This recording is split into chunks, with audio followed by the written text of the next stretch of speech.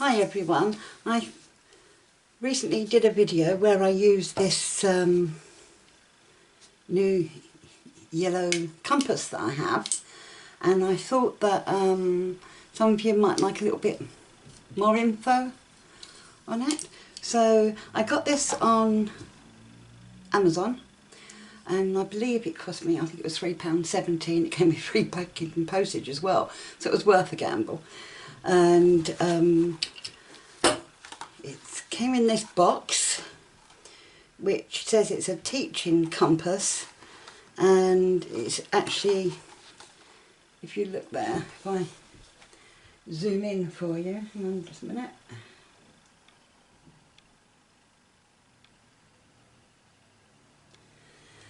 As you can see, it says it's an ABS teaching compass. Unfortunately, all other information on the box is in Chinese, so I can't give you much more information from the box. No, apart from a phone number, I don't understand any of the other symbols at all. So, just zoom back out again. Now, when I saw this being advertised, I saw it was actually being advertised as a teaching compass, especially for people who are teaching and they're using a whiteboard. And the idea is that you would put a whiteboard marker in this end, or a blackboard, and you put a piece of chalk in there. Now, as you see, this has got a wobbly bit on the end. Bring it up to the camera a bit more for you. It's got a wobbly bit on the end. It's on a ball thing, so it's got full 360-degree movement, which is absolutely brilliant. It does pop off if you needed to take it off. This end came with nothing apart from these little white bits that are attached to it to help hold things in place. Now, when I had a piece of chalk in there, it worked absolutely wonderful, but when I put my pencil in, it wouldn't stay in place. So what I did was I got a big elastic band and I just made it a tighter grip by putting that round it. Now, the biggest problem I had, and the reason why I've had it for a while and I haven't used it, was because I didn't actually have a pencil that would actually fit in the hole, because it's not very deep. So at the end I will take it out so you can see how long it is. So I love my pencils too much. There was no way I was going to be cutting one in half. So what else is it? It's all made of plastic. If you look at this end, it's got a wing nut on it, so you can tighten it to however you want it. It is huge. It is huge. Let's give it a measure. So from one end to the other end of the yellow is 40 centimetres. Add on to my pencil and you've got about 45.5. Let's go at the other end, and I know my pencil was a little bit longer when I used it last night. So that's saying 44.5. So I did know my pencil was a little bit longer, but I really wanted to make a bigger circle.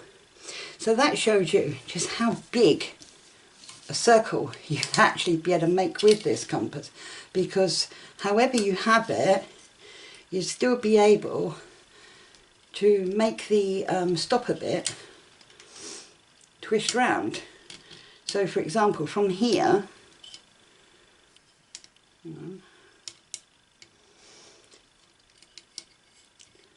look at that, I could probably go a bit longer, but let's do it from there.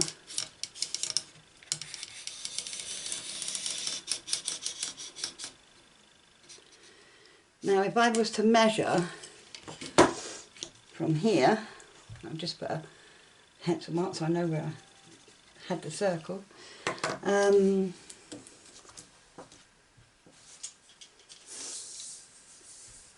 From there to there, we are talking an incredible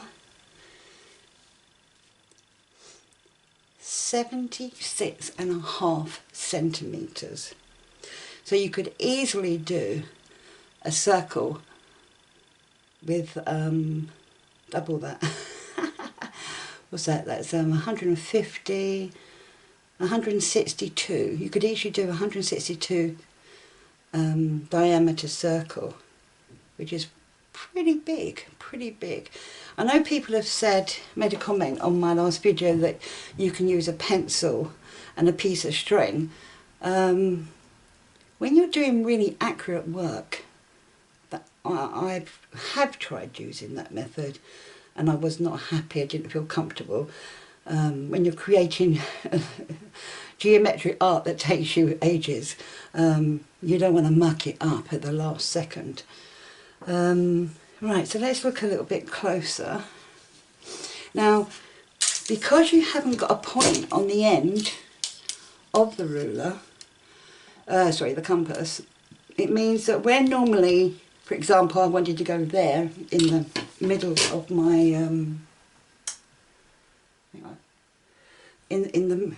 normally in my artwork you'll see I'll find the centre of a piece of paper or my canvas. Now you can't do that because you don't know where the centre is. You'd just be guessing. You probably could do it by guessing, or what you could do is put it down properly and you could draw around it. But what I did, because the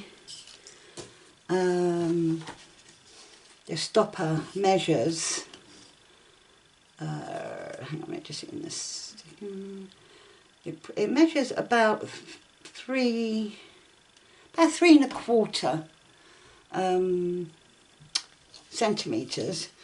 What I did was, I used my other compass, and I've just got to adjust the pencil because I just sharpened it for the video. And I measured that up to 2 centimetres, and I did a circle in the middle.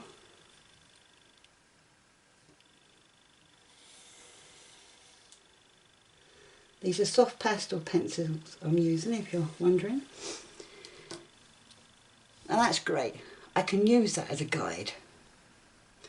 Not always great when you're working on canvases because you don't really want holes in everything or in paper, which is another plus side of this one. You haven't.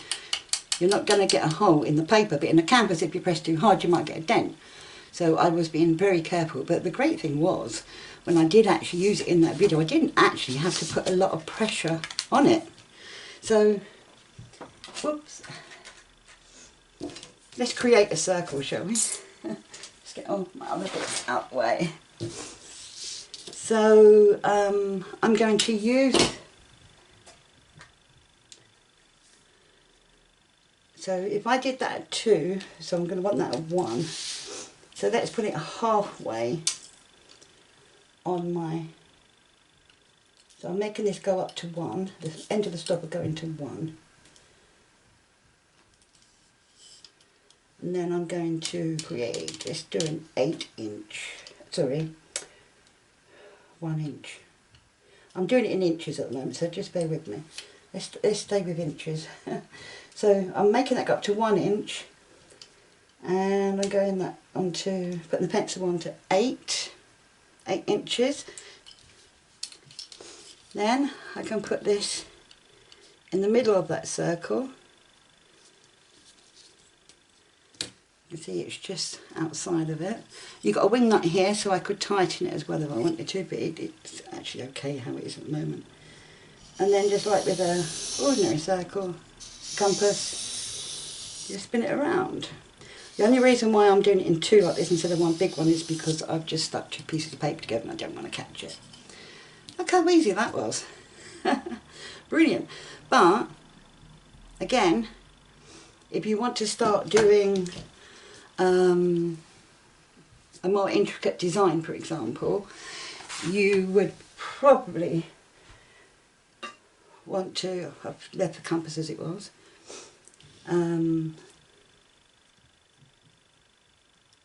draw another circle.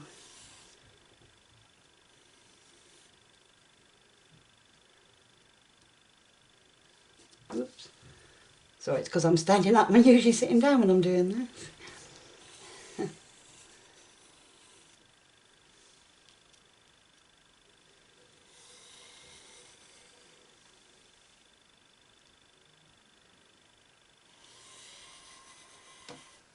Okay, so we have 4 circles, the same size.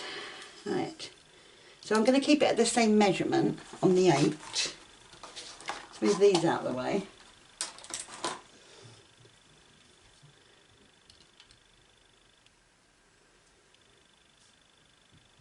Again, just try and get it as central as you can in that circle, which actually is a lot easier than when it looks.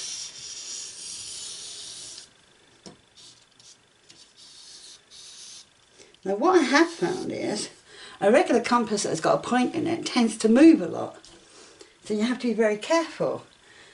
But I found with this, because it's got a wider base probably, it's so happy to just sit there. You don't even feel it wobbling even a little bit.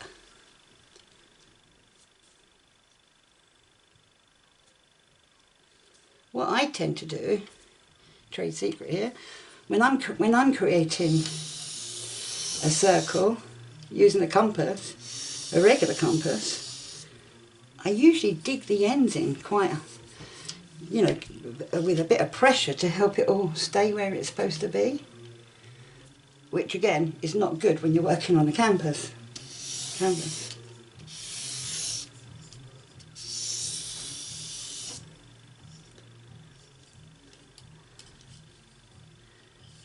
Brilliant, isn't it? So now let's try see if I can do this. Pardon the cough. Very important tool if you're using pastel pencils is a good old putty rubber. You'll see me using these in a lot of my videos. The longer you have it in your hand, it's a bit like blue tack, the longer you have it in your hand, the easier it is to actually shape it, and the warmth from your hand warms it up a little bit. So for example, on my last video, where normally I would use a cotton wool bud in water to remove pencil lines, I actually did the whole of it just by using my putty rubber on the canvas instead.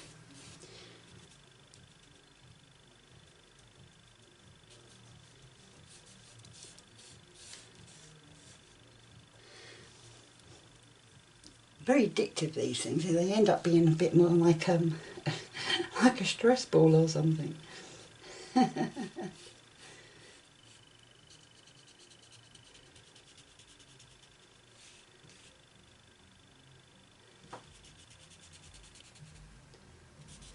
rid of that earlier line, we don't need that at the moment.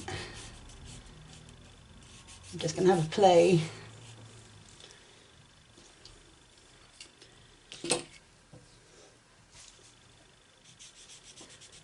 And unlike when you use a regular eraser, this one actually,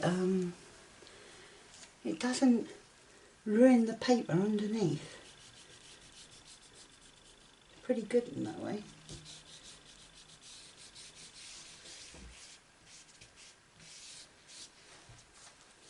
Do this one. I love creating geometric art, as you probably noticed from my videos. Right, so let's have some fun. Let's see how easy it is. I'm going to try and do it halfway.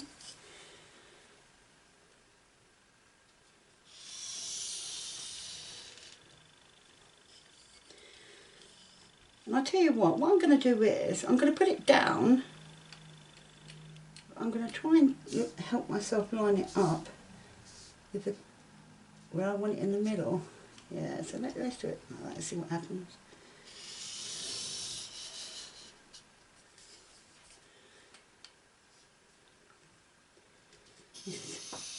Hopefully we'll end up a version of the Flower of Life. Actually, you can see I'm slightly out there.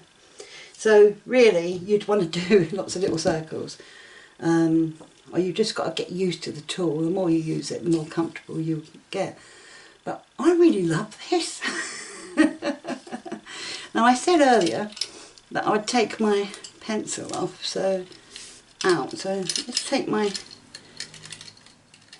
band off. Whoops. The white thing just flew across the room. Did you see that?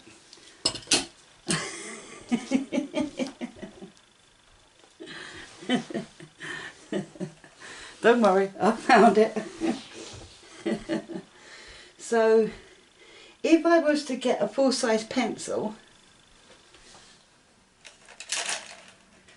bag, put the tools out. I've got a video showing you how to make this. It's absolutely brilliant. It's so handy. So if you get a regular pencil, this is Faber-Castell pencil, this one. You put it in. See how too long it is? You're not going to be able to create artwork like that. You could actually. You could actually create a lot bigger circles, I would have thought. So if I get a piece of chalk. Oh, and by the way, whoops, that's the one I had just now. Is that it? Oh, no, there it is. These pencils are quite thick for a pencil, but look, just falls out very, very easily. Now if I use a piece of chalk, a regular piece of chalk, and I put that in the hole, that's too short, so I get it about that length.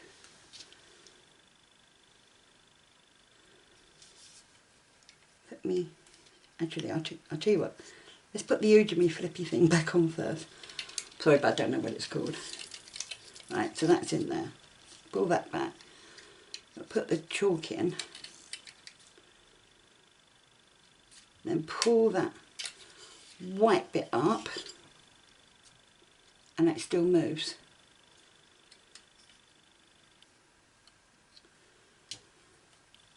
Still moves. So let's put my elastic band back around.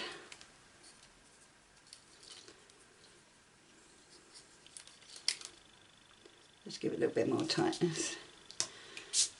Now obviously if we're using chalk, you haven't got, let's use a different circle.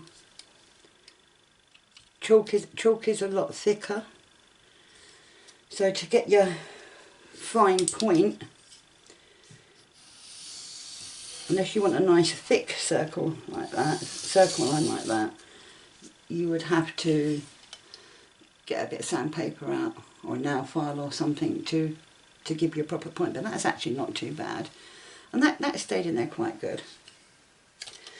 But what I did think about, since doing that last video, was what would happen if I put the pencil on the side. So let me try using a pencil on the side instead. Inside or outside? Let's put it outside.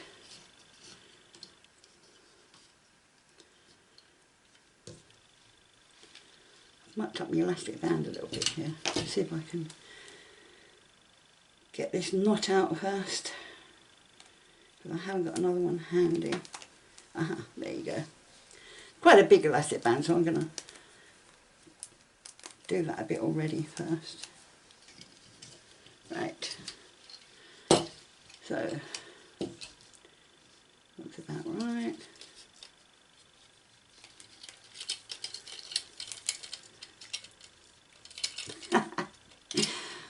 You need very strong fingers to do this.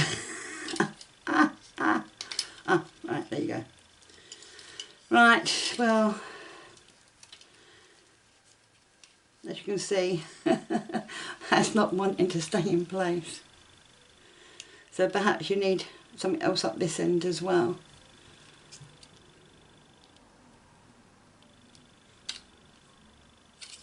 So let me get something to put on the other end.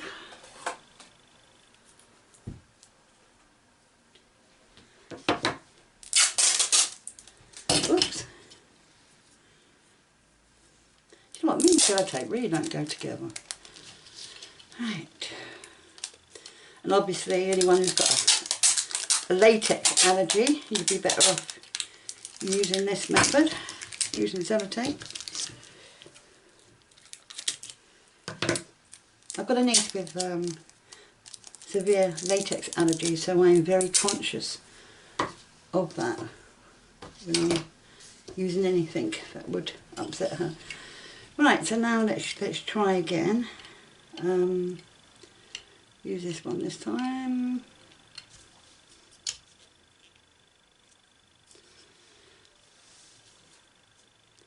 I'm only mucking about. I'm so OCD. I want that to be central. Right. So, oh no, I don't want to, do I? No. It's right, forgive me, I'm being an idiot. Right, so look, there you go. That looks fine. Which pleases me greatly, because I've been wanting to do a big black and white design for a while. So yeah, so you could do that easily. If you can do that with a pencil, then there's no reason why you can't do it with a pen, a drawing pen. Now I want to, while I've got your attention about pastel pencils, just want to point something out to you, which a lot of people aren't aware of. When you buy a pastel pencil, really, the ones I'm using are Stabilo Carbo Filler. That's 1400 stroke 100. Now, if you was to, for example, use this one from Faber-Castell, which is a Pit Pastel pencil, which really annoys me because I've got the entire set of these. If you buy a Stabilo pencil sharpener, especially created for pastels, it don't fit in the hole properly. Oh, not too bad, but you can't get a sharp point. Use a Stabilo pencil in, I don't even know if I'm pronouncing it correctly, Stabilo pastel pencil in their own pencil sharpener, the Stabilo pencil sharpener which I'm holding now, and it fits wonderfully. If you're working, a lot of people don't know this, but if you're actually working in an environment that is quite hot, you might be in a hotter country than me, or it might be in the height of summer, which don't happen very often in England, it might last for one day. Pastels tend to get a bit soft in the heat. If that happens, just bung them in the fridge. I know a lot of artists who keep their pastel pencils in the fridge for that purpose, for that reason.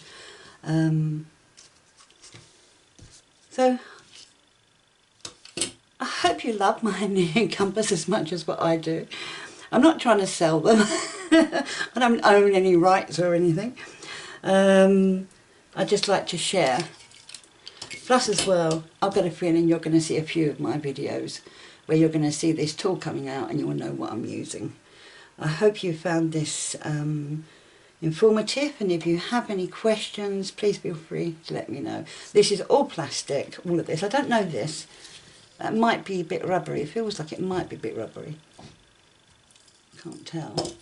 But the rest is plastic, and you've got the metal wing nut on the end. Okay, thank you for watching.